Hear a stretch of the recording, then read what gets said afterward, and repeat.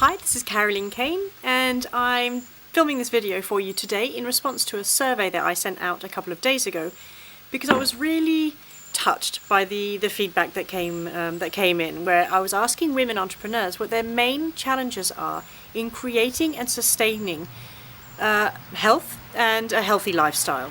And so I wanted to film this rather than just sending out an email with the results, to really talk a little bit about some of the main thoughts and topics that came up for me as I read the replies. So the first question that I asked was, what is your biggest challenge in creating and sustaining a healthy diet and lifestyle as an entrepreneur? And the number one answer that came back, no surprise, was time. Time management, prioritizing, planning ahead, and also being, so distracted. We have so much to do. We're so busy all day long that often we leave it to the last minute to think about, what am I going to eat now? Or, not having planned ahead or having healthy snacks on hand. And then you get to the end of the day and you realize you haven't had any time for exercise, so you don't end up doing it. And then you're too tired that you never even plan for the next day. And it's really this overwhelm with daily stuff that means that we find it difficult to find a balance between our work, which we're absolutely passionate about, and also living the lifestyle that we are equally passionate about, that is often the reason why we became entrepreneurs in the first place. And when it comes to time, it's easy to glorify time. I'm busy. And I'm busy can mean that, yes, I'm actually doing something to create the financial, the income that I'm going for. But actually we then glorify busy because we choose what we spend our time on. And when we have a structure in place for our lifestyle according to our values, the way we want to feel and live each and every day, and having the basics in place, the basics of self-care, the sleep, the nutrition, the exercise or the rest, whatever it is, and then fitting our work around that. This means that we won't get to that stage where we completely burn out and we don't have any energy left at the end of the day, and that we don't have the space, the mental space, to really think about looking after ourselves. And this is so important because we want to enjoy our journey. We want to really feel like we're fully living each and every day, rather than being so pressed for time that there's no space for us in there. And so not having the energy to get everything done and look after ourselves. The second question that I asked was, what is the number one negative mindset or thought that keeps you stuck when it comes to creating better health? And the main one that came up here was really feeling to have failed each day for not having reached health and well-being goals and not feeling good enough. And this is really a question of releasing perfection. Because it can be easy to think that health and well-being is something that we need to bring in, that we need to add into our lives. Whereas actually it's there, it's within us, it's our basic survival. Again, when we go back to the basics, which are sleep and nutrition and, what did I say earlier on, getting fresh air and movement. And really, once we have those in place, it's not a question of having a list that you tick off, and because otherwise it becomes another to-do list and it becomes another full-time job if we view it as something that we need to bring in from the outside to improve ourselves, to develop ourselves, instead of seeing it as an uncovering that's already there and setting it in place as our core values, and then bringing everything else, which is our hobbies, our work, and all of that to fit in around it.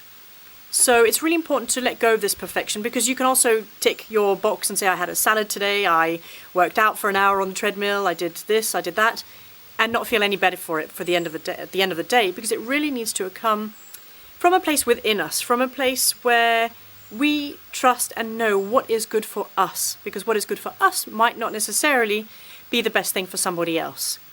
So it's really letting go of external expectations of what we should or should not be doing, or should not feel. And actually on that note, I want to reveal a little secret here, which is that even for someone like me, for example, health and well-being is something that I live and breathe every day. It's my work, it's my passion, and yet, again, I can't even have this 100% perfection in place, because life happens. And what this means is there are moments that are more overwhelming, that become more stressful. And this is when it can be very easy to not prioritize our basic self-care. And when you have the structure in place, your values in place as your everyday reality, what happens when life happens in this way is that you never go that far away from it. You know, your days don't become that overwhelming, or you don't get that exhausted, or having mental, emotional breakdowns and all of this that goes along with it when your basic self-care goes out of the window. You know, you don't end up working until 3 o'clock in the morning, because that is not your habit. That is not the way that you choose to live each and every day. So it doesn't mean that life is all rosy and always happy and big smiles and everything.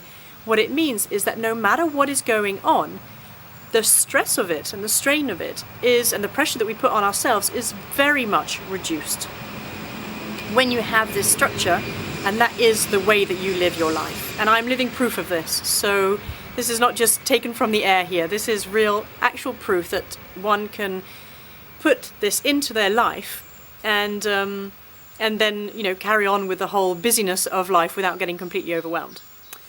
And the last question that I asked was, when you are stressed and busy, what aspect of your health and well-being is the most affected? And here we had fitness, exercise, eating and sleeping. You know, those are the first ones that go out of the window. We work late into the night, we don't sleep as much, we don't plan to eat healthy food. So we grab food on the go, or we grab sugary or carbohydrates to really give us an instant boost, or for comfort eating.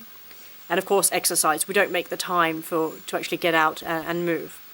But the main one here that I want to talk about is peace of mind and serenity, that our moods go down. We get a foggy brain and we can't think clearly.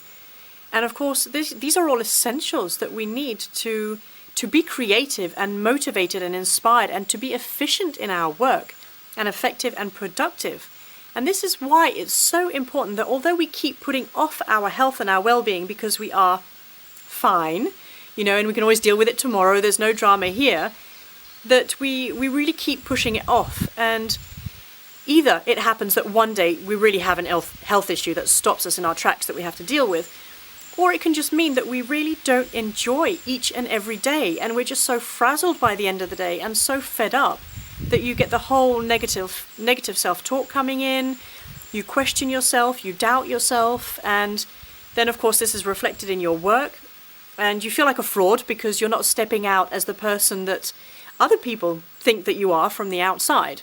And this is also a very important point here, is that we often compare our backstage with the front of house that other people are presenting.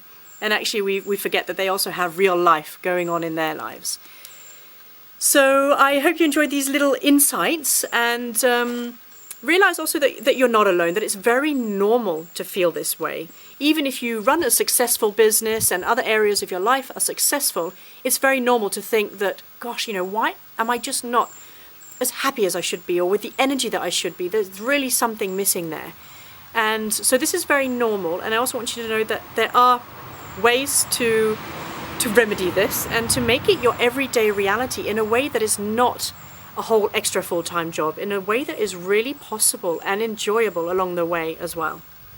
So this is Cain, and I look forward to seeing you on the next video.